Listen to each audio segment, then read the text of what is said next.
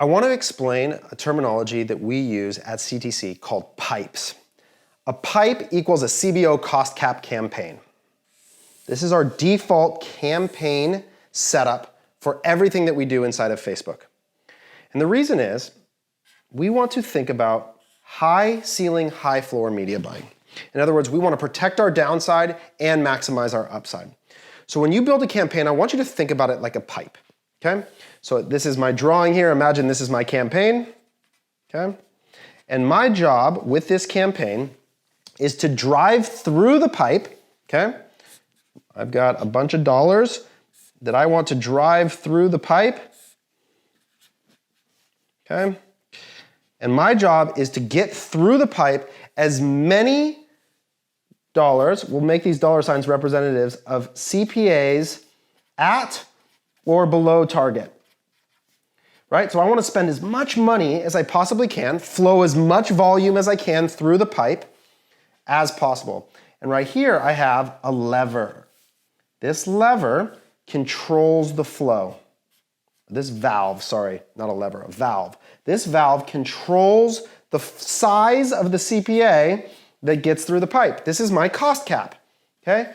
So my cost cap, or my valve, determines how big of a CPA can get through. It blocks CPAs that are too high and allows CPAs that are appropriately sized to get through, right? And that's what you want to happen. You want to allow Facebook to block CPAs or bids that are too high and allow good dollars to get through. Now the question is always with a CBO cost cap is delivery.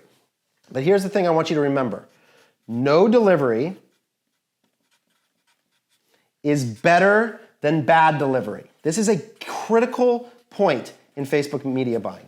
If my account target is a 2-to-1, okay, and I spend $100 at 1x, okay, so let's say I spend $100 at a 1x.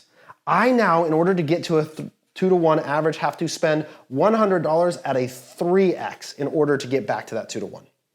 But instead, if I can kill delivery, if I can allow Facebook to block bad spend from happening, you will raise your ad account. Because remember, there's two ways to increase in the performance of an ad account. It's to reduce bad spend or increase good spend. Decreasing bad spend through the function of cost caps is critical. But what do you do then, Taylor? Okay, so I've got, let's say I'm getting $800 a day through this campaign, but every time I try and scale it, my delivery stalls. I can't get more than $800 a day. Well, the temptation is to loosen the cost cap, to open up the lever, the valve, to widen the valve. But don't do that. Build another pipe. Build another campaign. So right now you've got this in the bank. This is an investment that's churning out $800 a day. Rather than trying to open this up once you hit your max delivery for this setup, launch another campaign around a different angle. So let's say you're running this one and it's your offer is built around one value proposition of the product, or maybe this is all UGC. Launch another campaign around a different concept. Again, you've got your valve set up, and now this different creative concept. Let's say this is my UGC campaign. This one's gonna be all user-generated content, and I'm gonna start flowing my dollars through, right? Getting good dollars through.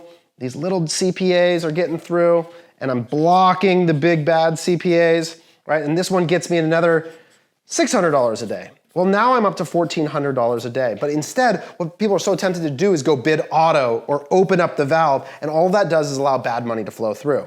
Your job as a media buyer is to spend as many little CPAs as possible. Spend as much money at a low CPA or below target as possible. CBO cost cap campaigns, or pipes as we call them, allow you to control the flow of delivery against your target. I know there's frustration around delivery in this setup, but you can do it by altering creative variations as well as trying new angles, offers, and concepts at the campaign level. Don't take off your cost cap. Use that floor to protect your downside protection. Thanks.